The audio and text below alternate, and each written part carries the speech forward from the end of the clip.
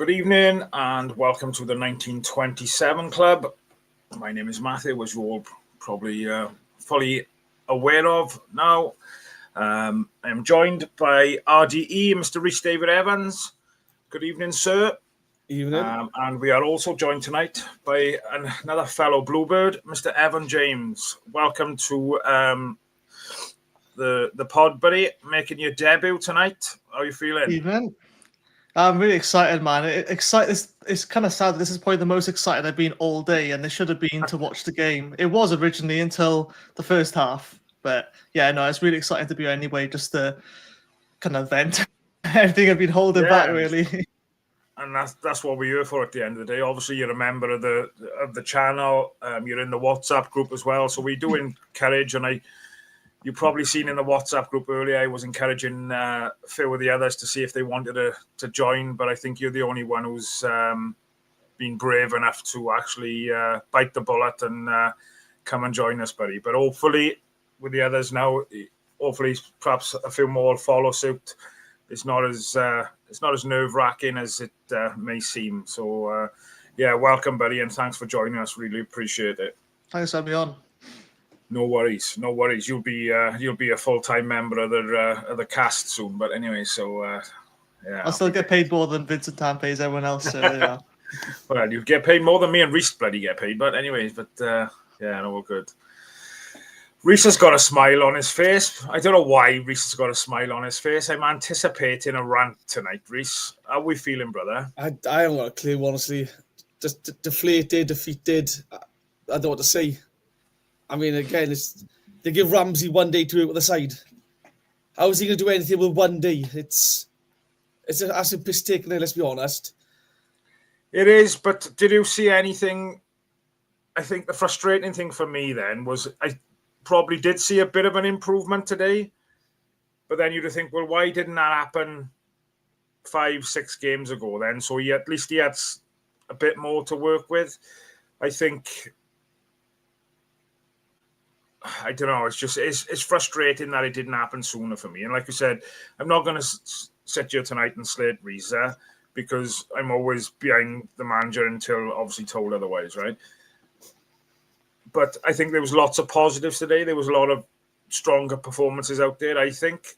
And that's my personal opinion. You guys might differ on that. But I thought Reno slotted back into midfield, worked really hard today. Manswerk, I thought, was outstanding today. Who else was I going to mention? I can't remember now off the top of my head. But those two in particular, I thought they were outstanding. Big call putting Reno back into the middle, I thought, ahead of the likes of Turnbull. But yeah, what was your overall opinion of the starting side then, shall we say? I thought we looked a bit rigid in certain aspects. I think he gave Manswerk a free role today. You've seen him dropping into defence, pick the ball up. He dictated the game for us today. Everything went through him. I thought he was the most creative player. I thought Reno worked his socks off as the box-to-box man. I thought he was brilliant in that position. It was nice to see him as well make the pitch as big as possible. Like the ball would go wide and we'd have players out wide. The only one that wasn't staying wide was Willock, to be fair. He was cutting inside. At one point, he was on the right-hand side, alongside Ashford, so I was a bit annoyed at that. I thought O'Dowda was outstanding. I thought going forward, he was beating his man all the time. And again, another poor ref decision. How Placheta stayed on the pitch today. I mean, any other game, we get sent off for that.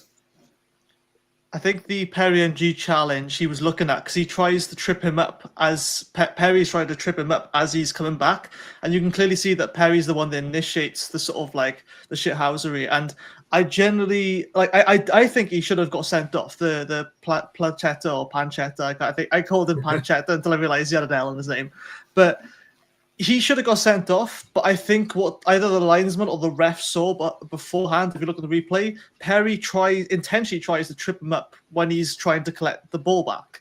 And I think the only reason I can justify, and I don't know if the ref's seen it, but I just assume the only reason he can justify not sending him off is because Perry initiated to start with. Now, it was a bit different with the Plymouth game where I felt like with that Sissoko, Perry kicks the ball. Is it the same space it happened to?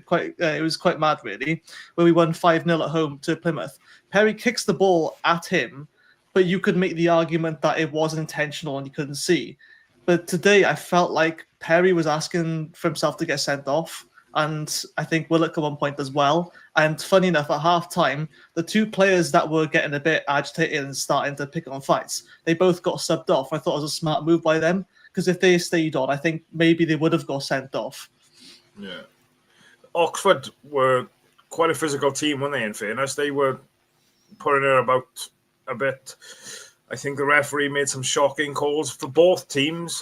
How NG, I'm sure it was NG, how he didn't get a yellow card. I think it was, must have been first half, was it? And he pulled somebody back. The referee gave a free kick, but it was a blatant he pulled him back. And I just thought he was very inconsistent, which is story of referees reffing Cardiff games, isn't it, really? Let's be fair. Typical Gary Roberts performance, so really, let's be honest. All his teams have been the same. Big, physical, hard to break down, defending banks of four, like close space. Yeah, exactly. And it's something we've lacked, really. I think we've been so passive without defending and positioning. To see a proper championship manager get his team spot on, you got to appreciate it, but it's just so frustrating, isn't it? Yeah, it is. It is. Right, so let's go back to the starting lineup then. So obviously Hobart started in goals, NG right back with Fish and Chambers. What was your opinion of? Was you surprised to see Chambers slot back in there? I thought he had a solid game, in fairness. Yeah, and I say you looked all right. I mean, don't think he did anything wrong. I think it's the same back four we've had now and we will have to the end of the season. So no real surprises for me yet. NG just doesn't look like he's at it for me. I think he's more playing the game, I think he is, rather than actually playing, if that makes sense. He's trying to get the ref player sent off. He's trying to play the referee. He's getting caught out a few too many times. It's a bit frustrating and is watching that. NG is definitely the Cardiff version of Mr. Darling, isn't he, from down west? Yeah. I never thought I'd do that comparison, but I quite agree, really. I mean, I would have subbed him off after that challenge on Pancetta, because I genuinely would have the first half. It's very rarely, like, I know one time when Steve Morrison subbed off Max Waters within 30 minutes, he wasn't too happy about that, but at the same time, he was asking to get sent off. Like, both sides had players asking to get sent off, and I was just so nervous the whole first half, thinking like we're going to go down to 10 men, yeah, or they might do, or we might go 10 versus 10, and the last thing you wanted is in a really important game like that for someone to get sent off, because it was just like when we played Plymouth away, when Gutas, we were doing really well until Gutas got sent off them, we 1-0 up, I think, and then eventually they scored 1-1, but just thinking like there's so many games where it's like, and again, I don't need to pick out individual players, but players like NG, who I think is trying to mask up his injury problems and his drop in quality by just trying to foul people and trying to, make himself known as opposed to let his abilities do it. Because for the past 2 seasons, he's been player of the year twice. That wasn't by fluke. I know it was, as a right back twice, but he was everywhere. He was doing everything. I mean, where do you see that now? I mean, Callum O'Dowda, again, trying to do everything. And because he's trying to do everything, and he could last 90 minutes running just by himself. But then you look at players like Willock, which, no disrespect, but he's not really a winger that can beat his man. I mean, Hoylett was faster than him, and I didn't have that deadly pace, but he knew how to beat his man, and he didn't always have to beat his man. I mean, Willock put in a couple of good crosses, but they figured him out eventually. They just stopped him from crossing the ball, and that was it, And apart from the assist that he got, I don't think that he did much to stay on for me. But again, that's probably a hot take. I agree with that, because Willock, I think, is too easy to defend against. You show him on the outside, and he'll stop, cut back onto his right foot because he doesn't feel confident with his left. And you can see it. I think about times they were showing him down the line, and he would just stop, cut back. Again, I don't understand what his position is either, because he's not an out winger. He's not really inside forward. He's got a free role. Doesn't really put himself in good positions. I just don't see where he fits into our squad, Willock. I mean, there's nothing against him. I just think it was a poor summer signing. Yeah.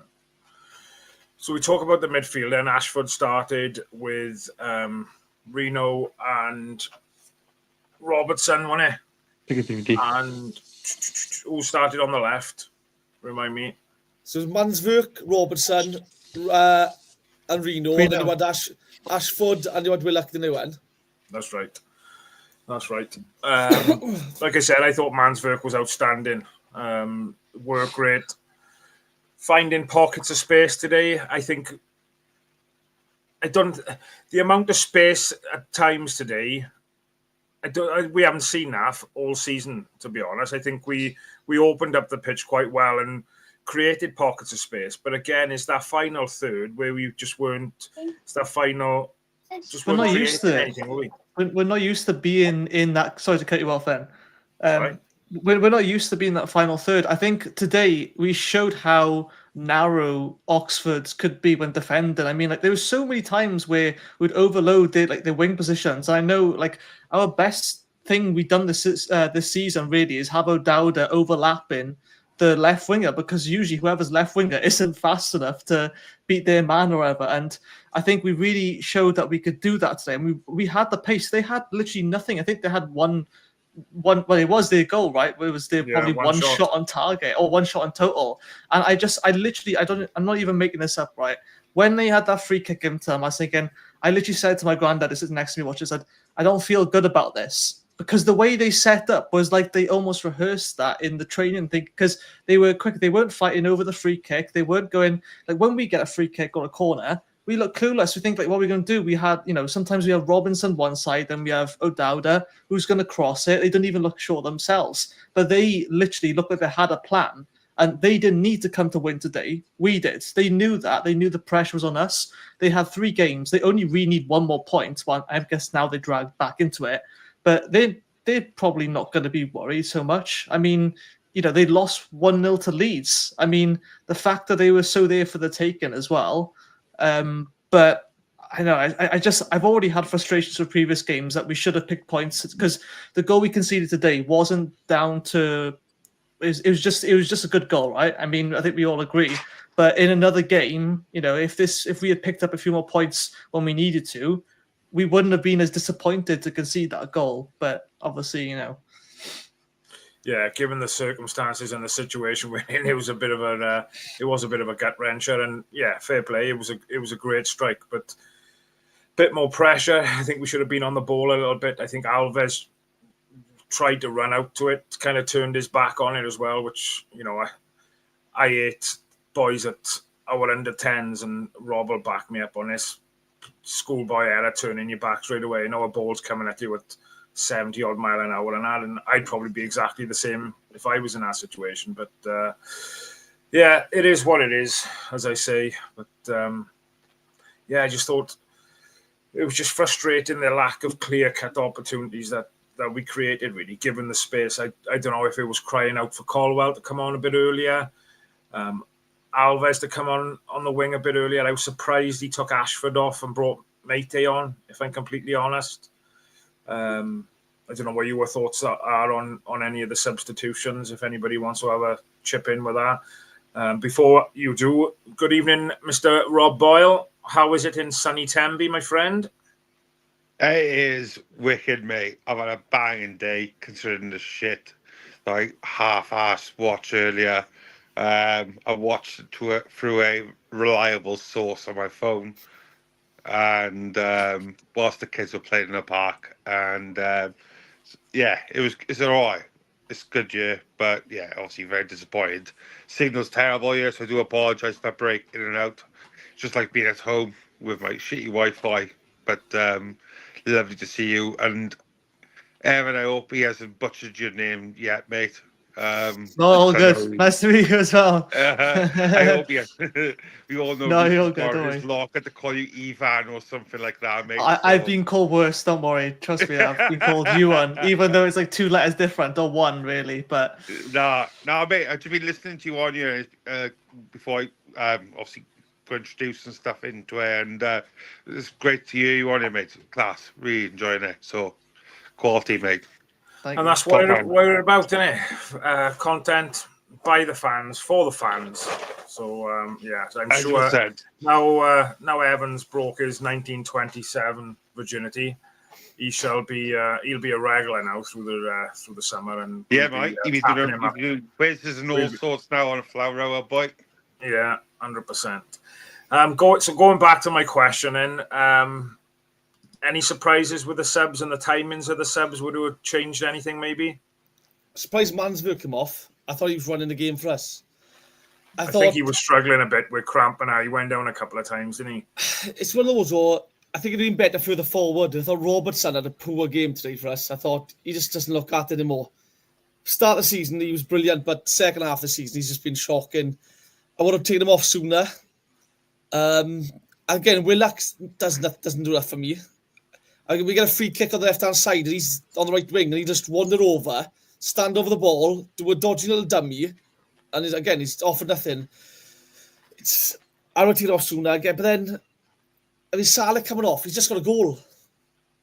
I mean, his confidence is through the roof at this point. You know, we're going to end up chucking it along in the last 10 minutes. You want a big guy who's going to get rough and tumble, but get him up there. I don't know why they took him off for. Yeah, It says a lot. It says a lot when you had. Oh God, I can't remember now. This is like a month ago or so when we first started getting into like trouble, thinking, "Oh, we need to pick up some points now." You had Reese on the touchline, like absolutely like furious, like bellowing instructions to like Salick, and I think Robinson was at the same time. They're both turning back to him, sort of like not arguing, but sort of like shouting back to him instructions. No, this is what I should do, and it's quite worrying when you think that a 22-year-old striker, who's scoring us who scored 6 goals, and I think. And it's like he's telling the manager, no, this is what I should be doing, right? And it's like it was really worrying to think that during the season we've had 3 managers who haven't had already one full season in the championship of one club. And it goes back, it's like yes, okay, the only experience Reza had was in Leyton Orient for 8 games, something like that. Okay, whatever. Yeah. Obviously, we all know by now this was a wrong thing to chuck in the deep end. But it was it's all being emotional based. And I think the players are the main thing at fault here. I know you say the board and everything else, but it's the players who wanted Reza in the first place. And, they all want to work for him. But it's almost like, the emotional teenage years where it's like, oh, now we don't want him. And it's like, okay, well, you've got to make your mind up because, the fans then are just going to turn on each manager quicker and quicker and quicker if we continue, because I feel like there's certain players now, this game really showed the players who are good enough and the players just aren't. And the problem is that both are probably going to go, the ones who are good enough just to play for us, they'll go for almost nothing. And then the other ones will just go on a free anyway. So it's like, at what point does the players just have to go you know what, we just have to just give everything. And I still don't think in this match we did give everything. It was only certain players, Mansberg was some crunching tackles and O'Dowda. But apart from that, I didn't really see anyone proper fight for the badge. Okay, obviously Salick scored as well, but that was about it for me. Yeah, and going back to that, and like you said, Mansberg flying into challenges, and he raised his arms to the crowd at one point after a challenge, I think, and Salick did as well after he scored. And you just want to see that hunger and desire of every single one of them out there, don't you, really, I suppose. It's, I totally agree with you. I think there were players there today that put their hands up and you could see that fight was there. But that, again, there's still some there that perhaps are... it's 40 games too late, Ange. It's 40 games too late. Do you know what I mean? It's all well and good they want to show this now because they've had this bounce back from Rambo and Ozzy Ralsey on the bench and all that. But it's where was this? And they've hung, and Evan put up a good point there. It's just a case of they've dropped the old toy because they lost favour with playing with that toy. They pick up a new toy now for a little bit with Rambo and see, play with him for a little bit, and then they'll chuck him on the floor as well when somebody else comes in. And they down tools a long time ago, a lot of these players. We've been saying this on multiple shows for multiple months. They've only got themselves to blame. And, we all have pinpointed the owners and things like that over months, which is true. They're not fit for purpose, but the players got themselves to blame. That's the fact. They've caused this. They've got us in this position, and it's their responsibility. That's the facts that matter, not the managers, not the owners. It's the players. It's their fault. It's their responsibility. They need to take ownership of of what's happened, because if they'd put the effort in for 40 plus games we've had this season, then we wouldn't be in this situation, because the fact of the matter is we are better than this. I know it's easier said than done, but on paper, we are better than where we are in the league. I think we can all agree on that. We are better than where we should be. And We are, but like you said, the league table doesn't lie, does it? And of course not, mate. 100%. The thing you is, look at the league standings. I think Reece. I'm not sure if he said it earlier or before we come on live. I think currently we're on 9 wins, 16 draws, which is, you look at 2 or 3 of them. If we had hung on and picked up 3 points, we wouldn't be sat here having conversations that we're having tonight, do we? 16 draws. There's no excuse. The draws come down to a mentality side of thing. I think, right? When I always mention this, right? Every once in a while, I'm a basketball coach, and I'm going to be the first team coach for the senior team next season, right? I know it's a different sport, but the mindset I always imply is that there's no team that is too good to lose. And this season, through the under-16s, we've beat the likes of Swansea, which, like, we're Tonoreville Tigers, so we're little residential area. We beat Swansea by 10 points, right? The players came to me after and said, like, you know what, I didn't actually think we'd do that. But over the course of the season, you instill that mindset. No matter what manager, what tactics you have, you'd say that no game is too good for us. But what we do, we have that opposite mindset, right? Leeds imply, I no doubt Daniel Farkas imply this like mindset of like there's no team that we can't beat, and like we have this energy. I find with us it's always like every game's a tough game. Well, we know every game's a tough game in the championship, but you can't keep saying that and expect us of like it's like Craig Bellamy says, the underdogs. We don't want to be seen as underdogs, and that's how he sees us, and that's why we're unbeaten in the Welsh squad. Like, I always tell that, stop calling yourself an underdog, because some people it works for. With Warnock, it worked to say, like, oh, yeah, and it's us versus them. That worked with the underdog type. But that's because we had so many leaders on the pitch. Almost every player was a leader on the pitch when you look back to it. But we don't have these leaders, so we need to stop seeing ourselves as, like, we're underdogs. But I suppose when it gets to this point of the season, it's hard not to. But I just know that, like, from a coaching perspective and a player, at this point in the late game, you don't want to be seeing yourselves as, the victim, I suppose, because it doesn't do no favors for me, at least. Right, let's dive into some of these comments before it goes out the van and try and catch up with some of them. Evening, Jonathan. I think this is meaning because Evan's live with us tonight. One last person commenting tonight then. We've got him live. He's in the room. He's in the building with us. So you'll have to type twice as fast. Get them thumbs working, John. Evening all, Matt, Nugget, and Evan. Evening, Paul. That was obviously before the big man joined us. Nugget. Oh, chicken nugget. Oh, wait. Took a second. Evening, great. Mr. Dela Cruz is in the house. I hope you're feeling better, Paul. Jeff, I know you haven't been very well, mate, but well, lads, do I make one more effort to get over for the West Brom game? Flight to Bristol, hire a car there and back early Sunday morning. I know what I'd say to that, Jeff. I'd save you euros, buddy, and book Blackpool for next season, bet. Yeah, fair play to you, mine. Jeff's hardcore, travelling over from Ireland. I think he's been over to quite a few games this year, so that's commitment. That is saving money next season, Jeff. Yeah. No. Again, but West Brom are. I'm sure I've seen and heard something earlier that the West Brom manager's been sacked. Mate. That's a WhatsApp. That's a WhatsApp joke as well. That is somebody. Yeah. Hold on to your nuggets, boys, from GD Parry. Good evening, my friend. I think you might have to elaborate about your chicken nugget ordeal after. Keep it mysterious. Reese is allergic to chicken nuggets. He had a reaction, didn't he, man? And alcohol as Yeah, well, it apparently. was them, not the drinks. Jeff says, Aaron did a lot, in my opinion, in just one day. Next Saturday, it will be a lot better. I have no doubt in that, Jeff. No doubt in that whatsoever. Unfortunately, now. it's come half a dozen games, if not more. Too late, that's all. Do you think they've only done it now to give it to Aaron to stop the protests and just to appease fans? Because fans won't be angry at Rambo. So if when we're down, they're not going to put the blame on him, sort of thing. It's Yes, too no, late. really.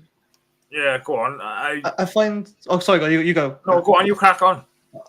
Oh, okay, I'm just gonna say I think that like the club is so far removed from the club. The club. Oh, that sounds weird to say, but it's true. The club is so far removed from the club to like care at this point. I mean, I don't want to be like, oh, this tan out person, because I can kind of sympathize to a very small point, because I understand like getting that much hate must be like horrible for someone who doesn't really know much about football. But generally, the only thing that's going to make him tension is when money starts coming out, and that's what he's trying to do with the Salah case. What I believe, he's just hanging on to that, and surely he could probably leave before that. But it's like, I don't think they because they're not the club enough to care. Until you get them at the club enough to care, they're not going to, and I don't think they ever will. I'm sure, like, you know, the boards want to help out, but like, until Tan makes the decisions, right? And if he's not the club, it doesn't matter what everyone else is telling him about it. It's just like looking at a social media post. You can scroll on with the day if you got thicker skin, and that's what I feel like has happened. So that's why I think it's a waste of time to protest that. I mean, the biggest protest is us going down to League One. Really, that's what's gonna. But that's how I see it. Yeah, I don't know. Did the protest go ahead today? It did go ahead, mate. I did see it very briefly. I had the 3 young boys with me, so I seen it from a distance, a couple of hundred maybe.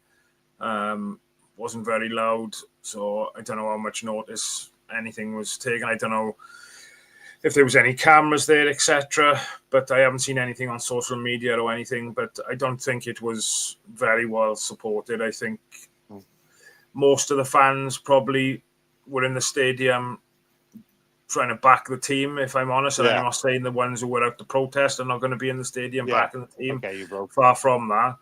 I thought the fans today were brilliant, absolutely brilliant. Supported Rambo, very vocal. Oxford come down, they were very loud at the beginning. I think, in fairness, we kept them quiet until obviously they scored their goal. But I think Aaron Ramsey would have taken a lot from that today, and I think he came out in his press conference after, didn't he, and thanked the fans. But yeah, I thought the fans were brilliant for him today. Well, again, if you do want to protest, surely the time would be at the end of the West Brom game next Saturday. It's the last home game of the season. The Sky cameras will be there to capture the moment we are officially relegated. Have a sit-in protest. I mean, again, it's not going to be any chanting. Just sit down, refuse to move. That's the way to protest. Again, it'll be on TV. It'll go global. But doing it before the game today, I just thought no one's going to put the cameras on him. No one's going to show up for it, really. We're all there to support Ramsey today. Do you mean I just thought it was poorly timed? Like, padlock yourself to your seat next week, Reese. My seat's coming over me. We'll do the 1927 club next week. Padlock to your seat in 103, buddy. Well, you know what they're going to do. Next season, they'll up the ticket prices. So I'm not paying more for my seat now. So my seat's coming home with me next week. Look at Just Stop All protests, wouldn't it? It'd be like one of those things again. You'd be on Instagram faster than you can say anything, really. But dirty protest, Reese. Morgan Davis says we put so much effort in, but if you refuse to cross the ball, how are you meant to win? And it's something we do all the time. We get the ball in wide positions, we stop, cut back, pass it across their back 4, overwork it, lose the ball, hit the counter. It's just a symptom we've had for the last 2-3 years, and it's no manager's fixed it. We had Rizzo's attacking coach, he couldn't fix it. Bullock, defensive coach, couldn't fix it. We need a proper overhaul, I think, in the summer. And unfortunately, we're going to have that by going down to League One, and there's no way they'll keep the current squad that we got now in League One. And this is it. Like, I mean, you look at the director of whatever it is now, who's signing players for us. He's built together a championship side that's not good enough for the championship. What sort of confidence do we have that he'll do after League One? No confidence at all, from my opinion, mate. Obviously, I can't remember if it was on one of our podcasts or I listened to it somewhere else, that obviously teams who were probably looking at relegation should be planning in January, February. You know what our club is like. There's probably nothing's been planned yet at all. But I don't know. Again, we could go to League One now with a club like Simic. The club's attitude is we signed Simic because we got a plan for the future. He might be gone in the summer. So what was the plan to sign him in the first place? We signed Max Waters because apparently Tan was impressed with him doing a Crawley Town game against Leeds in the FA Cup. No offence, the guy couldn't finish a Sunday dinner. He was that bad. So I don't understand why we put trust in these people to sign players for us. If you're going to get a manager in, a proper manager, let him decide who he wants to bring in. Like, it's pointless otherwise. John, no, I'm saying no to... Though, but loads of clubs doing the same thing though now. Well, yeah, Go on. Managers don't pick the signings throughout the clubs anymore. That's not a thing. No, but they have an influence. Like Mark Bowen was on last Wednesday with Sai, and he said that he had the job at Reading. And his job was to speak to the manager, find out what sort of players he wants, and then go get them sort of players. But we are hearing from our club that they're identifying players and signing players because they have a plan for the future. But they don't know who the manager's going to be. We could sign a Pep Guardiola who plays a 4-2-3-1 and sign big lumpers who need long ball football. So if there's no plan in between the manager and the signings, it just doesn't work. Oh, aye.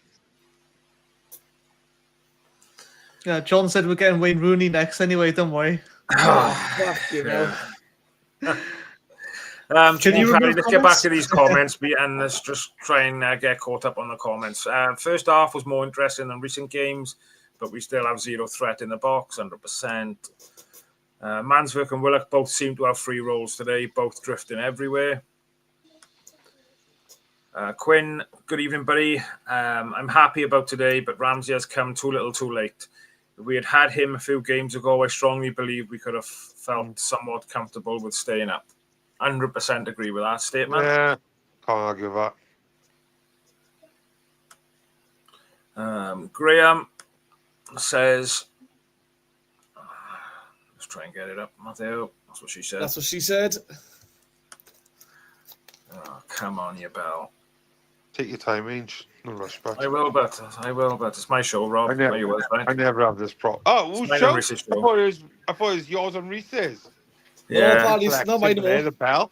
I'm taking over. Bruce, don't Reese, because Evan's in the hot seat now, but Evan can take over as well now. He's flying. No, I'll never let the response go. You need to have your section. There's always time for that. Graham says Leeds found it hard to break Oxford down and we deserve to win, but for a cracking goal. Think Hovarth was slow moving across from replay behind the goal. I don't think he could have done anything about it. Top bins all day it was. I said to you earlier, I seen the Leeds highlights on today now. Leeds Stoke. They had 5 men in the box on the attack. 5 men in the box. We have 1, Salek. That's the difference. It's our players like to stand around the ball rather than attack the box, and they take risks and we don't. Yeah. Again, we get the ball wide. Say you had the centre midfielder, the winger, the fullback, and a striker all standing together, passing the ball around to each other before trying to cross it. You think if all 4 of you were there, who the fuck's in the box for us? It's so frustrating. There was a couple of points today, and the one that springs to mind now was Mate Day. I think he had an option. He come back in onto his left foot, and he had an option to strike it. He was outside the box, granted, right? So he's kind of, let's be honest, it could probably end up in Roe Bloody's head more often than not. But we're still reluctant to take that chance and have a go. And it happened again. The last game, I think, it was Alves should have shot, but he tried to take that extra touch. I'm just thinking, the position we're in, we're desperate for goals. If we don't have a goal, then we're never going to score a goal. Do you know what I mean? Exactly. It's just, you don't know if the instinct's been drilled out of them. Because footballers play on instinct normally. and it seems as if they've been told, look for the safe option. Don't do your natural thing. Look for the safe option. That will keep us up. And again, it's killed us all season. Arthur Busby, a lead supporter, I believe. Welcome back, buddy. Yeah, Thanks he for is. tuning in. Another strong performance by you boys today. I think was this Stoke you beat 6-0 at home. So I'm glad you're not. We're not the only team that you've Pumped. pumped and but Pumped and dumped. yeah, fair play. All the best next year up in the promised land. Reece knows all about being pumped and dumped. That's a different podcast, that is, Robert. That's Patreon show, that is. Exclusive members, sign up now. Get it on Patreon. Go on, get some. Right, Got to tell you market what, this now. Evans on the ball, isn't he? That was a perfect pitch then, Ev. If you do want to become a member, you can follow the information on the YouTube channel for the price of a cup of coffee a month. You can have access to the member shows, early access to the tickets, to live events, and we got a live event on Friday evening, gentlemen. Yeah, can't wait. Baby. Yeah, Mr. Glenn Loovens at the Splott Cons Club in Cardiff Friday evening. The information is going across the bottom. I'm not sure if there's any tickets left now, but it's worth getting in touch to, if you haven't been able to get tickets, drop him an email. I'm sure he'll be able to squeeze you in the corner. Yeah. Use code Big Rob Ball to get 20% off. No, I'm joking. All I did was Rob Boyle's buying pints for everyone. Yeah, there you go. Right, this is something I wanted to mention because on the penalty claim then, or penalty shout, whatever you want to call it, from where I was sat behind the goals, it looked like a blatant dive for me. I haven't seen it back in the highlights or anything. Evan, Rob, I know obviously Reece was at the game and he wouldn't have seen it from his end. No. What was it? Was it a penalty? Which one was this? The Kioso challenge that he kind of almost elbowed him, and then he chucked himself to the ground there. But I didn't understand anything in that because it looked like it was probably. I'm not sure if they did stop or anything, but it's probably the right decision just to give nothing because Willock was looking. He knew he wasn't going to beat his man. Let's just be honest, right? Because we know Willock, and he hasn't got that pace to beat his man and continue. He knows himself. Okay, I'm either going to take a dive here and try and get something out of it, or I'm just going to try and hope it gets deflection and I score. But then you look at Kioso there. What is he trying to do? It's like it's almost like he knows he's not going to get the ball, so at least I'm going to push him out the way or something. So I genuinely don't know, but it's not a penalty because I know he's looking for it. But at the same time, I'm questioning the defender, thinking was he going to try to do it if he actually makes contact with him? It's like. It looked like a blatant dive from me, but I know people said in the WhatsApp group after as well, it looked like a penalty, but I haven't looked back and seen it yet. Back into the comments. For the amount of time Ramsey's had with the team, 48 hours, I thought he got the best out of it, to be fair. I thought it was a better performance, just got a point for Oxford's worldie. Great goal. We got the basics right, didn't we? It was just pass and move, create space, and then it worked all through the game until the final third. Do you think then that it was crying for perhaps a Ruben to come on a little bit earlier than what he actually did? No, I'd say a number 9, a proper number 9. I think Salek does remind me of an old school 10s, the big target man, big lumper. You look for someone to play off the shoulder of the last defender, get on the end of something. I thought Ruben looked a bit poor when he came on. I thought Tana still looks way off it. So I was surprised seeing him come on again. I don't know what's going on with him. Yeah. But I just thought, it begs the question, right? We've had Reza, Bullet, and now Rambo. I know Rambo's already in one game. Not one of them have been impressed enough with Simic to give him some minutes. What's going on there? It's crying out for number 9. We got to go for the win. Get him on. Too many poor set pieces again today. Corners, not beating that first man. I know it's one of Rob's pet hits and he highlights it all the time. But again, I can remember at least 2 or 3 corners we had, I think. And, they're heading it away at the front post. There's schoolboy stuff, isn't it? 100%, man. We've been barking this for months, and we ain't, Reece, all of us. Yeah. We've been saying this for months and months and months. How many times? Not just corners, crosses, not beating the first bastard man, It's just it's school, like you said, age boy. It's schoolboy stuff, but You watch the corners today, right? They're aiming for the 6-yard box in every corner. All our players are stood on the edge of the penalty, at the edge of the box. yeah. So Yeah. the opposition just plant all the players in that 6-yard box. The ball goes in, they all win a header straight away because there's no one even coming close to winning a header for us. It's pathetic. It's just basic things. It's also pathetic. I think you mentioned it. I think it might have been Rob on one of the previous podcasts said about like when we always cross the ball as well. Since we come back down from the Premier League, we've always put backspin on the cross. We always try to slice under it and just loft up in a nice chip, and then we see if we can header in. We barely scored any goals that way. What the time we just scored take goals, all the power off the ball. You just take all the power off the ball and make it so much. Yeah, it's like you just aim for the goal anyway. I was having that exact chat, Ev, to the chap next to me in the stadium this afternoon, and exactly what you just said. You're taking all the speed off the ball, making that Salek, Meite having to work so much harder then to put 100%. Get their neck muscles moving even more like. You drill a ball in that box, right? It could have a deflection, could go in, could go for a corner, it could bounce back to one of the players. Drill the ball in the box. Again, if a ball comes in and Meite gets his head on the end of it, that's going in. If Salek gets his foot on the end of it, it could go in. Drill the ball in, but it's just so passive, isn't it, really? Paul says Alves for me has been disappointing. 19-year-old being asked to play in a side struggling to make any sort of impact. Ashford, I thought, was poor today. I didn't think he had a poor game.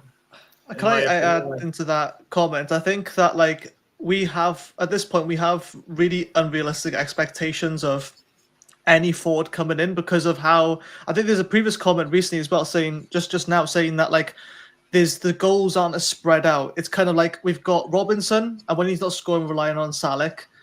But then who do you rely on after that to get us goals? Because when I always go back to Premier League, but even the promotion season, when we were battering teams like 4-0 to Sunderland, right? And albeit they were a much worse Sunderland side then. But the goals were spread out. Midfielders were scoring because we were taking shots outside the box. People like Turnbull would really suit this side. And I don't understand why he's not been back in. Maybe he's still managing minutes, but he's got a thunder of a strike on him. I mean, Mansfield could probably hit one if he really, if he got a good connection to it. But we're relying on one person. But the thing is, right, the people scoring the goals aren't even getting the ball. So even people like Meite, I know he's only scored a few goals for us. But even he's not getting the service. And half the times he's having to drop back so deep, same like with Robinson, to get the ball, to progress it. But even then, that's one less attacker. And like we said earlier, it's like Leeds, they take risks. They have 4 or 5 men in the box for crosses because they have confidence in their backline. They've got a solid backline, first of all, which is what we haven't had all season.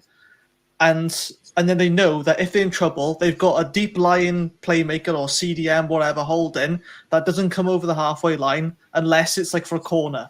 And we don't have that kind of... Yeah, exactly. We miss Siopis, albeit he's not being the best, but he ran everywhere. And we miss that where we have everyone chipping in with bits. We don't see people making crunching tackles anymore. Rarely. We used to see that all the time in the Premier League. I remember Patterson when in the Premier League, right? It was one of the last games of the season, I think. He wanted to take a throw in. Other players standing in front of him on the other team. He runs up to him, barges him out of the way. He goes flying. Ref doesn't even give a card for it because it's late in the game. But it's you don't want to be doing that. But it's we miss that aggression of we want this, There's none of that, 100%. I find. CEO, I noticed, was the trigger point for our press as well. Once CEO would go, everyone else would go. And we were pressing teams winning the ball back. Since we lost him, there's no one taking our responsibility to be the press. And again, it's something we've had problems with in the last few weeks now. We're desperate for a win. We're not peppering the goal. You pepper shots at that goal, something's going to win. We take 20 shots a game, one's going to win. We're not. We stop, we slow down, and then we try to think of what we're going to do next. We look for the pass. And again, it's just it's killed us. When we look at the players we got, Ashford, Salek, Robertson, Turnbull, Robertson, O'Dowda. These are the players, right, that in any other side are going to get you 5 to 10 goals a season. Do you mean some of these players? Or they're going to get assists and stuff. They just don't look like they can do it for us. It looks very rigid when we go forward. It looks like it's been drilled into them what they have to do and what they shouldn't do. And it's just killed us. It's stifled us so much. it's just worrying. It's just worrying because you can't take that out of players sometimes. I mean, we might have to get rid of some of these players just to get rid of that sort of mentality in the squad. 100%. Question, do you want to say the name, Reece, or do you want me to say it? Oh, go on. I was waiting for it. Oh, go on. Hi, well, says. I think I knew Rob would like that one. Question from Howell, Reece. Howell. I had a drink that night, mind. I was drinking that night, be fair. Oh! Would you give Ramsey the job next season? If not, who would you be looking at? I think, in my opinion on that, then, I think Ramsey still wants to be involved in the Welsh World Cup and qualifiers or whatever. And to be doing that, he's obviously needs to be playing. Whether he takes it as a player-manager type of role, I don't know. I think we had a quick conversation about this the other night, Reece, didn't we? Yeah. What's your opinions, guys? For me, I don't think he should be manager. He should bring in someone a bit more senior. Next year is going to be a struggle. We need someone to help stabilise the club next year. I don't think we're going to be challenging for the top of League One. And I think a group of fans are going to turn on Rambo if he's in charge, and if that's the case. Let him learn off someone else. I like the idea of keeping Chris Gunter there, though. A young coach, keep him involved in the squad. I like that. I like the idea of keeping roles, with the coaching side of things. But I'd like to see someone come in and help just stabilise us next year rather than put on Rambo, because unfortunately now, he's not even retired yet. He's going to have a star next to his name now saying relegated. That's unfair, that is. That's unfair to put on him, that is, really. You look what happened to how quickly you can ruin a man in less than a season. Think of Omarizo. Like, we can say what we want about him, and I didn't agree with a lot of his tactics. I didn't really know what his tactics were for the majority of the season. He tend to match up or like try and be flexible, but just think of how quickly that season gone. I can think of it. It's been so slow and fast same time. The guy's ruined. I mean, obviously he's had some traumatic stuff to deal with. It's not every day you lose your dad or something, and like that stuff is gonna take time to heal. On top of that, you've already got one of the most difficult boards to deal with, and I'm thinking like this guy had almost no championship, no managerial experience at all, and. I don't want to see Ramsey doing that, because I know Ramsey's a sensible person and he will know he's not going to get pressured into the job. He will know when the right time is.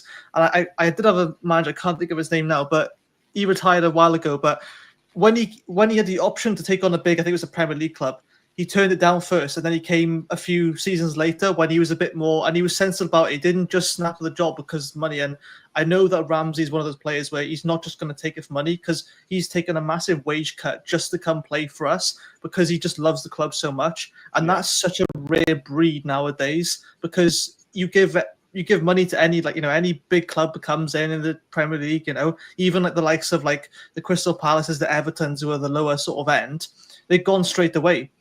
And I don't think that Ramsey will benefit, or you'll learn much. You'll learn fast, obviously, but I don't think you'll learn much now as he would in a couple of years' time, when the club's kind of like gone stalemate a bit. At the moment, it's really raw, and you're going to have fans either love you or hate you. I don't think he'll benefit from that environment yet, but I would love him to become manager one day.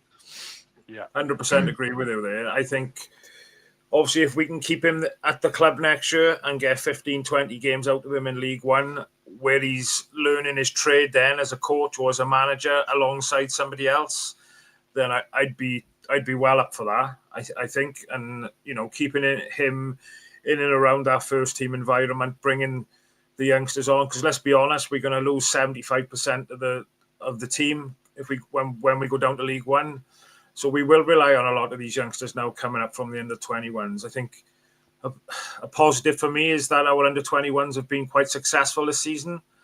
I'm under no illusion that step up from under-21s then to playing League One football is going to be massive again. That'll be a big jump, and it'll be how many of them players will actually make it at that level. We don't know, do we? But they still will be ready. The manager will be saying, "Oh, they're not ready yet." Just like Symru wasn't ready the whole season. I know he's on loan halfway, but I hear all the time, "Oh, he's not ready." I'm like, but you don't know that, do you? Because until you chuck him in, I'm one of like chuck him in the deep end and see if they sort of swim or sink, right? And they say like, "Oh, it will do harm to the confidence."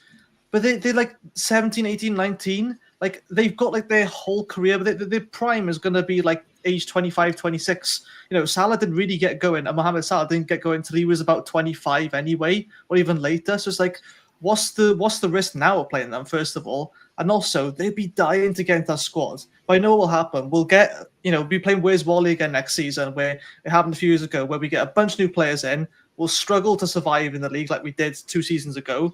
And we'll still won't trust the youth players because they won't be ready yet. And then they'll get sold. Like Troy Parrott now hasn't even made his debut yet. He's already getting targeted by big clubs that we're not sure of. So they'll never be ready. You've got to just chuck them in and see. The what he is as well. Like now. Reindorf at the start, we were all crying and shouting and screaming for him to be used. I think a couple of the games, I think we went down to watch. What's the Mickey Mouse Cup called now? The Carabao Cup, is it? I think he played in a couple of them recently. Didn't he? Yeah, Southampton was brilliant, wasn't he? Yeah. Southampton, his work rate was brilliant. But the problem we got now next year is right now we're just a standard club in the Championship. We're just a normal club. Next year we're going to be everyone's cup final. That's not an ego thing for us. This is going to be like League Two sides coming up, being promoted, going to go into an international stadium really, because that's what our Cardiff Stadium is. It's the Welsh Stadium. We're going to be a cup final for so many teams. They're going to up their game against us. And again, it's going to be an empty stadium. It's just worrying times now. It's really worrying. Yeah, 100%. Let's keep going through these comments. On that note, I got to love you and leave you. I got to go do my duties. Peace Ta-ra, and love. man. Thanks for having me. Lovely to see you Catch you all. later. Up a flower. Bilbo Swaggins. Unfortunately, we are a club full of plastics that only come when we're winning and sell out in the Prem. Best manager options are Steven Schumacher and Des Buckingham. Schumacher's in Bolton, isn't he? Schumacher has a job in League One, says Jonathan.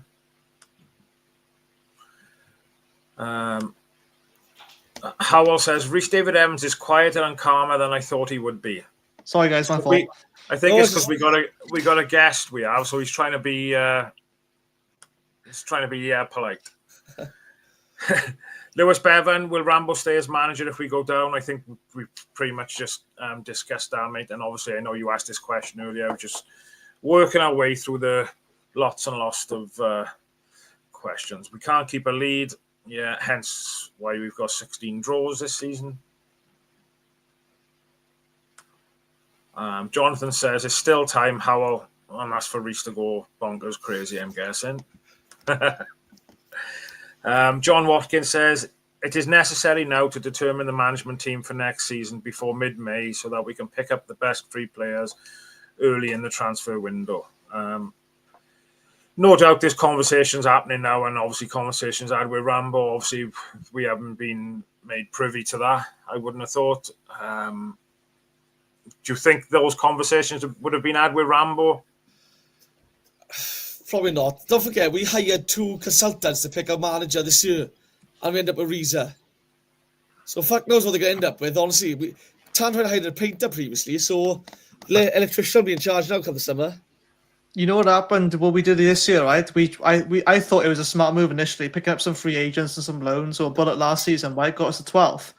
However, even when you go down to League One now, pick up those free agents. We're not Birmingham, right? They're still going to be demanding high wages, even if they're free. And I think that's what a lot of people forget is getting free players doesn't always mean that, first of all, they're going to put their best foot forward. And second of all, they're going to be expecting a high wage because it's like the free agents are people in limbo, right? They're probably too good for the league below, but not good enough for the league above. But they're still probably going to have a bit of an ego maybe to think, oh, I deserve to be at least having this amount wage. And that's what we did. And look where we are now. So, yeah, spot on. Sue says the players cannot hand on heart say they have given their all this season. All things aside, we have to try and get a win against West Brom, minus Tony Mowbray. Has he been sacked, have he?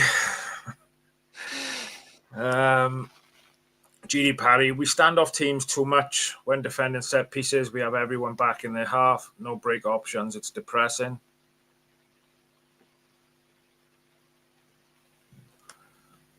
Jonathan Davis says, every game is a tough game because we can't play ourselves. I get the feeling our under-21s have given our seniors a hammering, the same as Chelsea. Cardiff ladies could hammer us, says GD Parry. It won't change unless there's a change in the foundation of the club. Tan needs to sell up.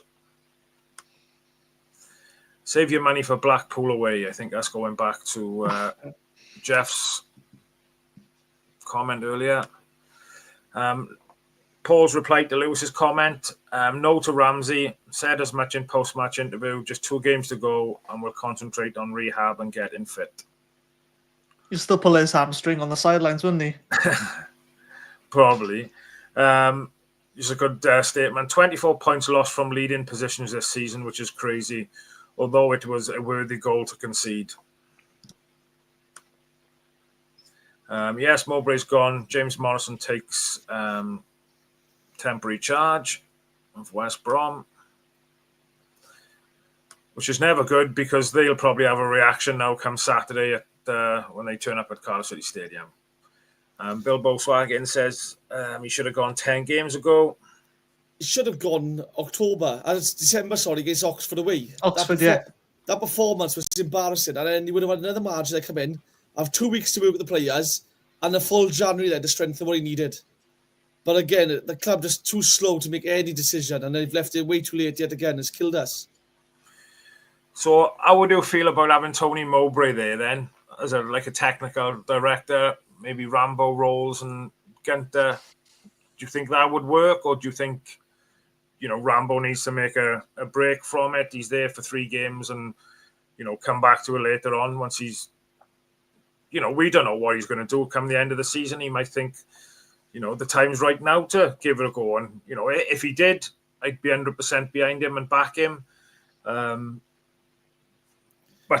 I think, Evan, you mentioned earlier, you think probably is a little bit too early. What's your thoughts, Rhys?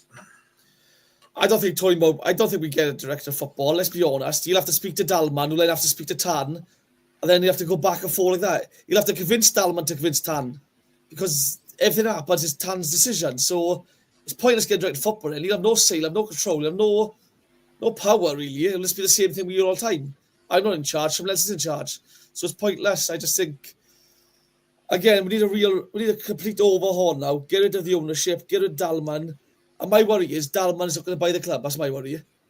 I think he will try. I think when Tan wants to sell, I think Dalman will try and come in and snake, get the shares of him. And I just think it's untenable for him to stay in the club. He's not there now when he's in as a chairman. Why would he be there as an owner? So I'm just really worried, honestly. And I don't think there's a plan. I really don't think there's a plan. I think he just goes on however he feels on each day. It wouldn't surprise me to see Vincent Tan sat in the blinking dugout for the first couple of games of our stint in League One. Why not? Honestly, he probably knows better. The keepers are scoring, put him up top. Honestly. Yeah, this is the thing. What a way to celebrate 125 years. Killing our club, mate. He's killing our club. Don't forget now, awards evening Saturday, isn't it? Players' awards. Oh yeah, we'll stay there till they kick them all out for that. Most injury prone goes to. You got quite a few nominees there, haven't you? Yeah. I mean, the least used, the least potential or the missed potential goes to Simic. The best youth player of the year, who'd you give that to? I mean, we've had a few youth players, but I mean, they've kind of been in and out, and every time they're in form, they're not played. Like Ashford, when he's in form, they don't play him. Remember a few years ago, Callum Patterson was 26 years old and young player of the year. I mean, it's a shambles. Half of them go to the wrong address. Anyway, let's be honest. I think this is relating to the protest. I think Wales Online might have been there. I didn't go in the end. I was too busy enjoying my McDonald's. Wales on. Say no more. I think Evans' laugh summed that up then. Graham, as someone said, everyone take blue bin bags and cover the red seats. That would get to Tan. Don't think he would, to be honest. I don't think he gives a shit. That's the trouble. Loads of comments and he had to fly through. That was about the protest, by the way. Get rid of all the players, League One or not. A change should have been made months ago. Yeah. You know what's funny, right? Is when I saw the preseason, we can all like be honest with this. We all BS'd ourselves a little bit when we looked at those preseason games and thought like, oh, you know what, Bullett's building something here. But when you look at the games like Bristol Rovers, how we barely it took like wonder goals to win against like very, very average teams, not to disrespect them. But it's like you look at it now and think like, yeah, you know what? I BS myself. I said that we would be in the top 8. I said that we just scrape 6. I'm like looking at it now, like thinking, what was I thinking? But obviously we didn't. No one knows, we can't predict the future. But I just looked at the style of play we're doing. It was like there was no attack even in the preseason. And I know they say, oh, they don't count or whatever, but it was worrying when in the last 2 preseason games we were still kind of like passing on the back and really nervy against like Bristol Rovers. It was quite concerning. But again, I just turned a blind eye to it and just didn't think nothing of it. But there was warning signs all through the season that this was going to happen. So yeah, I think that was late. That was like the week before the season started. Bristol Rovers as well, wasn't it? Because me and Josh went to that one. I took him down as well, and I think it was a lot of the players. That was the first game they actually played, and for the people who do watch the podcast, I think it's been well documented that we said recently that we didn't think preseason was challenging enough. Really, some of the teams we played. Well, again, I think we went to all the preseason games, didn't we? And it was 9 or 10 under 21s players and 1 or 2 first team players. There was no Gutas, there was no CEO. It was Tana coming on. Do you know what I mean? So it wasn't exactly challenging. It wasn't fit enough. Then we had like sort of Chambers isn't fit and ready yet. El Ghazi needs 3 months to get fit now. What else was there? Kanga needs 3 months to get fit. I mean, that'll be funny. 3 months later, he still wasn't looking fit enough. So, but again, fitness has been an issue for us all season. How many times have we drifted off after 60 minutes and looked completely running on empty? It's everything that's just piss poor planning, really. Let's be honest. Poor planning all season. It's cost us. I'm conscious of the time, gents, and we are running over. But there is loads of comments still to filter through. Are you happy? Just stay on for another 5-10 minutes? Yeah, happy days.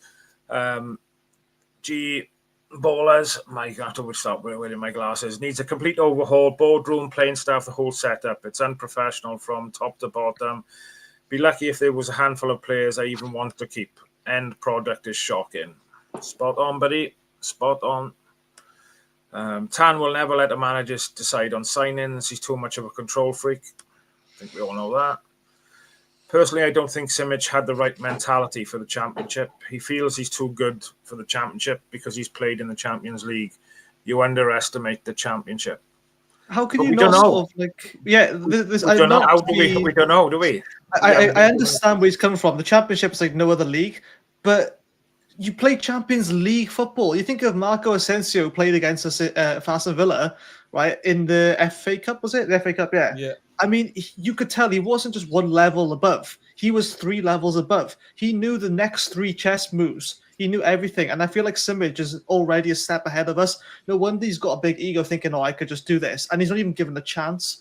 And that's the thing is, he's going to have this mentality until at least he can understand. He hasn't had, that experience yet. He doesn't know what it's like to get bullied about by a defender from, who's come from Crawley or something, you know what I mean? Like, or some from Liverpool, it's like, he doesn't know that yet. So it's like, to be fair, man, on the flip side, you see Wilfred Kanga show up, do fuck all, and go play Champions League football for, Zagreb. Right, yeah.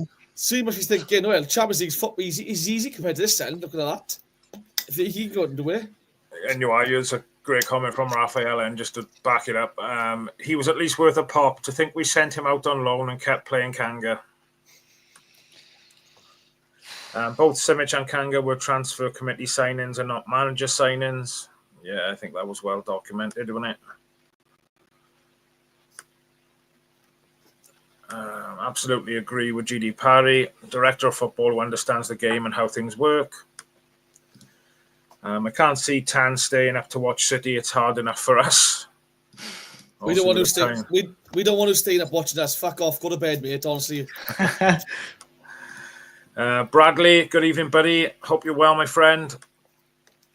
Owen Thomas, who do you think will leave in the summer? I thought maybe Hovarth, Chambers, Gutas, Collins, NG, Turnbull, Robertson, Colwell, Mate Day, El Ghazi. I think it probably would have been easier to say who's going to stay, to be honest. I'm surprised Tom Ramsett wasn't there to stay. Enough. We won't mention his name without being honourable. But yeah, Owen, I think... I'm sure Sai's doing a video on this. He wants us all to do a video together for this. All right. I know Sai's got a lot of work coming up. He's been working on a series. I can't even remember the name of the series now, so apologies, Sai. Reese, I don't know if you can remember, but I know he's created a load of videos. So yeah, keep an eye out on this. That's it. You got him. To Ev, I tell you what, you only points today. I'm staying. Yes, you can come back again, but G Ball at Mansfield, Stevenage, Exeter, Lincoln. I can't wait. Membership is cheaper than a pint of Carlin with less disappointment. Rob's gone now. Got it. So basically, our first team, AEG can go. I'll drive him to Roos. Get rid of the lot. Jonathan Davis says, it wasn't a pen, it was outside the box, but the player just had the intention to take Willock out. No attempt to play the ball. It was a foul. There we go. That was the answer to that. See how busy we've been tonight? These questions are going back. Couldn't finish a Sunday dinner. Simic scores most weeks for the under-21s, but can't make the subs bench. Why? I just think it's bonkers. And going back to last week, when Ruben Caldwell came on, didn't he? Had to go off then. And again, we've talked about this previously as well. You know, it was 1-0 down at the time. You got Simic on the bench, but he didn't put Simic on to replace Caldwell. He put Joel Bagan on. And it just baffled me as to why you would make that kind of decision. Like, well, again, you got Tano looks way off it fitness-wise. I get why is he on the bench? Put Simic on it. Put another striker on. You're desperate for a goal. Get him on for 80 minutes. No, 10 minutes. It's just frustrating, like. Yeah. Remember the good old days of Jason Fowler or Lord Cohen Griffith? They'd beat the fullback and floated in.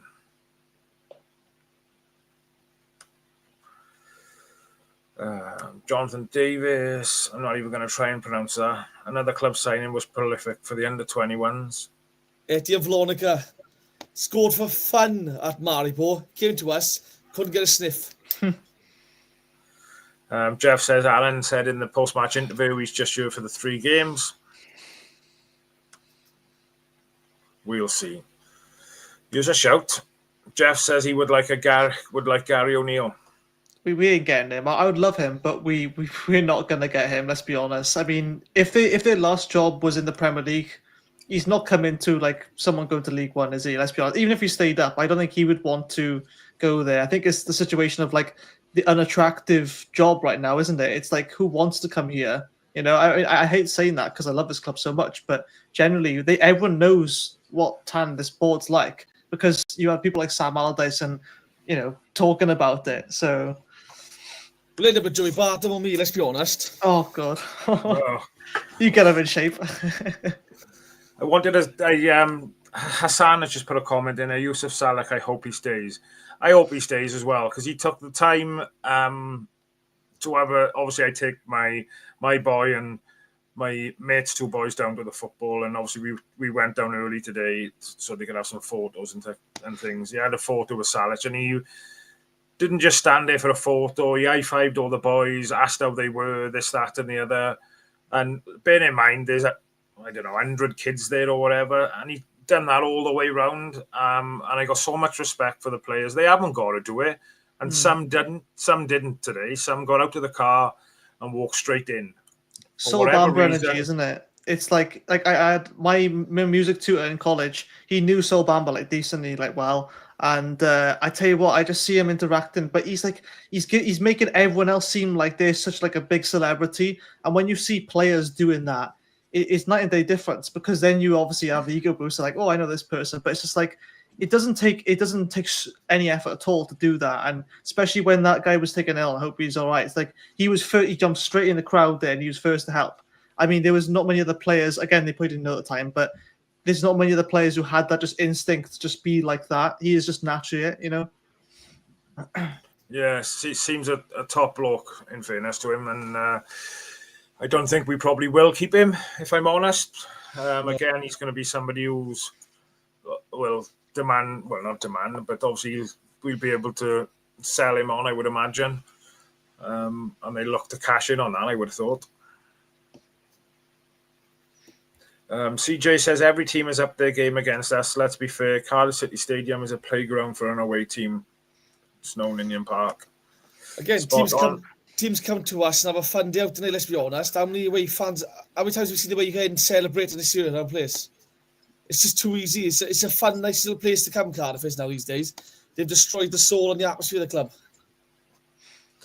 The fisherman says, have we learned anything? Stop giving the job to untried managers. Legend or not, Ramsey's not what we need. And let's be fair, he's stepped in for 3 games. They haven't given it to him yet. He's there to help, obviously, try and... I don't think it wouldn't have mattered. Whoever they brought in wouldn't have saved us, to be honest. I know if, mathematically we're not gone yet, but yeah, it's not looking great, is it? We hired Glenn Roeder, who recommended Russell Slade bringing in outside help. They just recommend their mates. We need someone whose job it is to look after the club, making decisions. Howell says, I'm very concerned that we will have a plan for the next 2 to 3 years, that we will not have a plan, sorry. How long do you think we will suffer for in League One? A while. The first season, fans will expect promotion. We'll probably hit top 10 and flirt with playoffs and fall apart at the end. After that, then, it'll just be a slow demise like it's been the Championship, slowly head to the relegation fight if they're still in charge. If they've buggered off, new ownership might be a lift in what the club needs. It might just come in and just change one or two things, and all of a sudden we can be challenging. But I just think while Tan and Dalman are there, it's going to be a long, long struggle. And I think it's difficult to say as well when you don't know what players we're going to have available to us, do we? So until we know potentially who's staying, who's going, it's hard, I suppose. But you look at the teams that dropped to League One. You got your Blackpool, Barnsley. Previously, we've seen Sunderland down there for a while, Ipswich for a while. Do you know what I mean? Teams go down there, and I think it's going to be easy getting out there. And it's not. It's a difficult league. And I just think if we go in, I think expecting to bounce straight back up, I think a lot of people are going to get disappointed. This is going to be, I think we're going to have like a 10th finished season next season. I don't want to. I want us to go straight back up. But I genuinely don't see us, because what happened is I'd love to see the youth get a crack. Well, half of them won't even get a sniff because they won't be ready still. And then the other half will get sold to bigger clubs for nothing. We won't even hear about them leaving. I mean, you think of that, I don't know, there's Biancarri at the club once, you go like to Man United or something, or players like that. We won't even hear about them leaving because they'll be going for hush money for like 50k, 100k. But yet, if we hold on to them for a year longer and actually played them for a bit, they don't have to be that good, but they have to at least make an appearance, get their name known, so that value of them will just at least double because, they're so young and untested. Give them the value at least. Well, this is the worry for me, this is, because if Vincent Tan decides now in the summer, I want to sell this club, the first thing he will do is sell every player with a value on him. He'll recoup as much money as he can and leave the new ownership to have to spend their money to build a side. And again, at that point, it could be way too late for us to do anything. And we could end up starting the season with a very weakened side, absolutely struggling. It's just, again, we're just a toy to him, really, are we?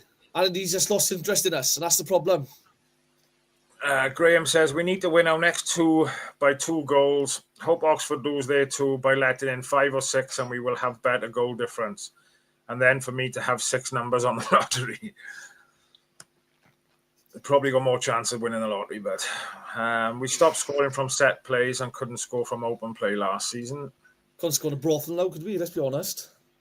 But, go back 2 seasons and we was right up there when with the number of goals we scored from like set pieces, plays and things. I think we were second, I think. I genuinely think we were, because we didn't score any open play ones. But one thing I noticed is that, like we used to have like our, the proper like Bluebirds blue, yellow and black colours, right? And, we had all these colours before.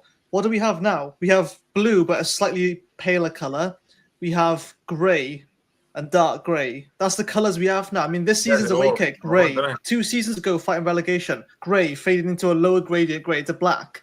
I'm thinking, like, it's the most depressing away kits. No wonder they were the 2 worst performing seasons. Take a hint. I know superstition, but maybe don't play in grey anymore, because that's literally what it's been like all season and the past few years. You guys are probably too young to remember Man United playing at Southampton one year, and they played in they had a grey kit at the time, and I think they changed it at half time because it was shocking. Like, it was bonkers. Don't know if anybody else in the chat will remember that. I remember this. Gary Neville spoke about it 23. previously. Tassonda was another Sunoda. transfer committee signing, looking like he was only ever bought to help KVK. Is he back out there at the moment as well? With us in... Oh, I'm not sure. No, he's injured with us. He's out there. Yeah, I thought he went I back know. out. I had a picture with him once, and I just see him. Like, he's such a quiet guy. Like, he was so like quiet in the pre-season. I'm thinking, like, this kid is too nice to be playing centre back. Like, he's gonna get rid of. Honestly, like, I think he's more of a ball playing centre back though, which is something that we don't really need more of. I think we just more benefit from 2 no nonsense defenders. Like, Fish is one of them. He'll just clear the ball and Bagan was another one. Gutas is the one. But we had what we're doing now. A lot of teams, they're trying to play ball playing defenders, try to pass on the back. We don't need that. We're not Man City, and everyone tried to do it. But now we're seeing a rise of counter-attacking football, and that's how teams like Newcastle and Forest are getting Champions League football, because they say, no, screw what the trend is. We're actually going to play with no-nonsense defenders, attacking wing-backs, and then just get the ball in the box, and we're still trying to be Man City,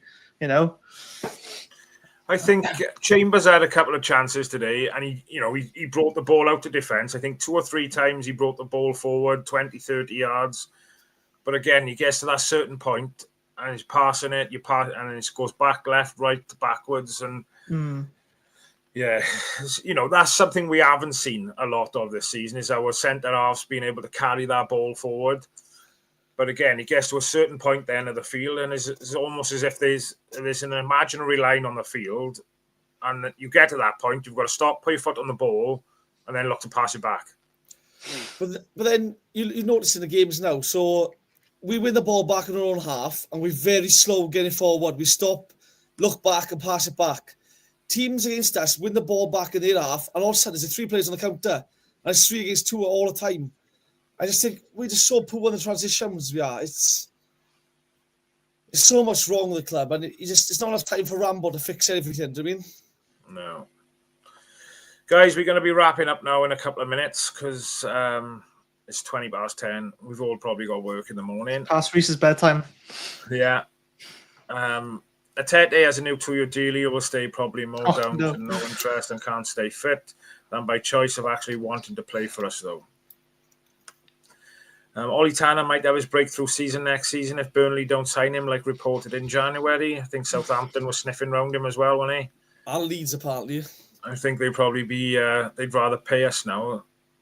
You do well there as well. You'd be scoring at least 10 goals a season. Like, remember he played the Bristol game, Ollie Tanner, that one off game where he was so good for us. I think it was away to Bristol. And he was deadly in the box. And that one time we used him right. And now it's like we're trying to play him when he's only half fitness level. It's like, who would you rather as manager, Joey Barton or Roy Keane, just for shits and giggles? I wouldn't be against Roy Keane. Roy Keane all the way.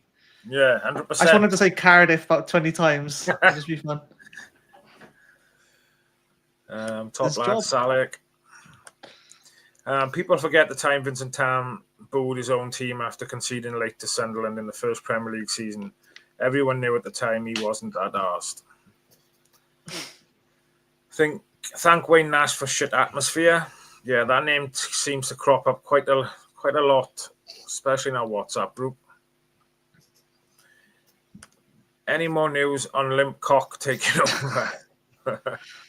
No, I'm not buying the club. I'm not buying the club. I can confirm it. I'm not buying the club. You want to tell me you knew Limp Cock? It's good marketing. No comment, bud. No comment. Probably for the wrong audience, though. If we haven't brought in championship experienced managers when we were in the championship, we're not likely to in League One. It has to be Mowbray. Took Blackburn back up from League One Plays a good brand of football and develops young players. Not doing it at West Brom, though. 3 months, though, is nothing, is it? Ridiculous time. He's just come back from his cancer he had. He's just come back from that as well. So this is an interesting one, Lee Chant. Howell, Birmingham had £48 million in parachute payments. Is that parachute payments they've had from being relegated from the Championship? No, he won't get that much from getting relegated Championship, surely. No, I thought they just invested from the owners because they knew that the season afterwards. I think it was a similar thing to Wrexham in terms of like, we'll introduce this new rule. We're not breaking financial fair play rules, but if we just invest a load of money into it, then what will happen is next season they'll change the financial fair play rules so that no one else can do it again.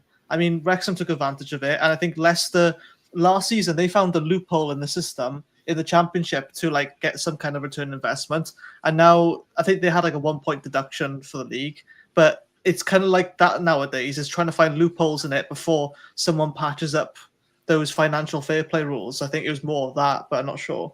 League One, I think, was a salary thing rather than a financial fair play thing. Oh yeah. So it meant they could spend £10 million on stands, whatever his name is, field, and then pay him a lower wage, but give him a big bonus and stuff because it doesn't come through the wage, the salary thing, whatever it is. Yeah, some of the guy. I'm not too sure. 146 goals conceded from the back in the Prem already this season. So why is Championship teams trying it?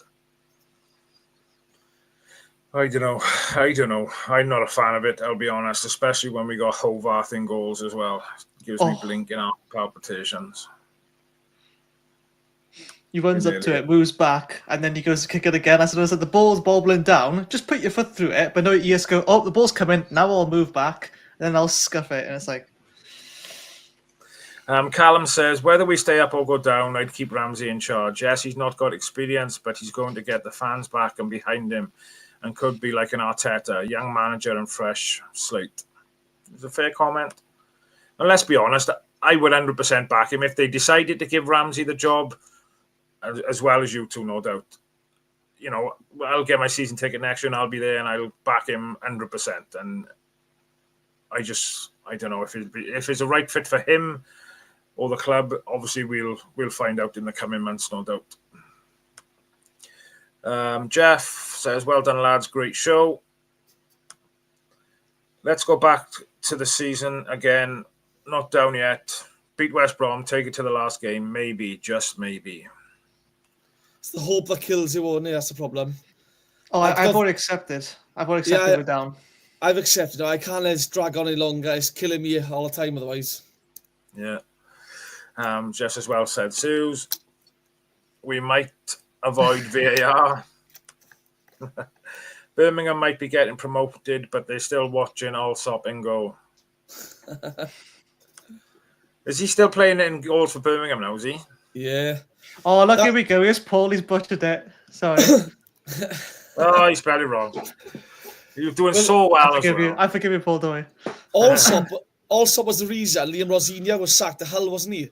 That's right. Because the owner apparently didn't want him playing him. He wanted him gone. Crazy. And Rosina kept playing him. They went, you know what? You're not listening to me. Sack him. They soaked him for free and to hell. I had to Birmingham to get him out the club. Yeah, that's right. Right, guys, much appreciated. Reece, thanks for joining me as always. Evan, great debut you've made tonight, my friend. Thank you. Thanks for having me on, honestly.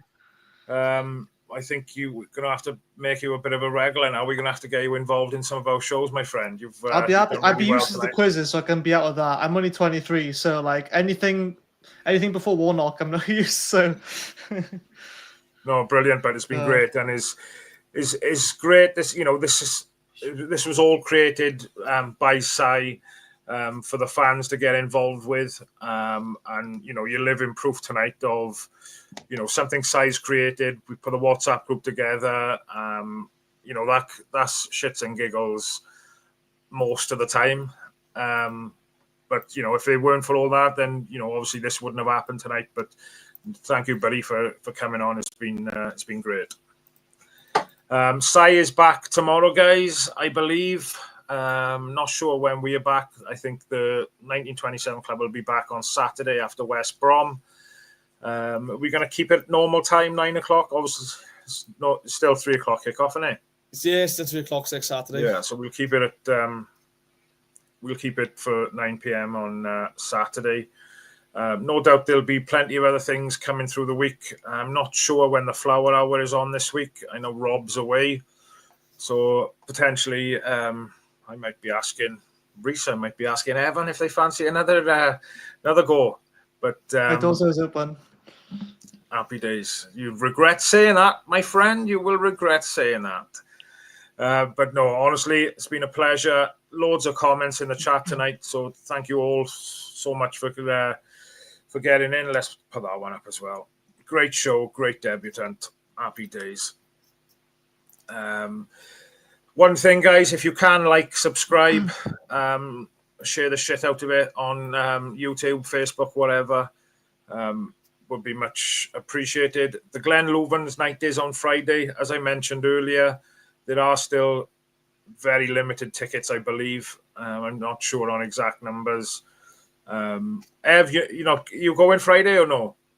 I got plans. I got a presentation tonight at basketball, so I can't make it, which is a shame. That's all right, but, just I'm sure there'll be make stuff sure. in the future. Yeah, 100%. They're brilliant nights. Reese have been to quite a few now, but I don't know. Should be a good crack, but shouldn't it? They're brilliant today. It's such a good laugh. I mean, Rob just gets drunk, didn't he? And there's just makes it feel. Yeah. So do me a favor, guys. Once the video has finished live, if you can go on and put a comment on it, even if it's just to congratulate Evan on making his fantastic debut this evening. Don't, my ego's gonna be sky high now. So you can do the player ratings and rate him out of 10 if you want to, or if you want to put your score predictions for Cardiff and West Brom on Saturday. Or any comments you like, but obviously the more comments in it, the better, because it helps the algorithm of the YouTube video. So if you can do that for us, that would be much appreciated. So I think that's it from me. So good night and thank you very much. All the best.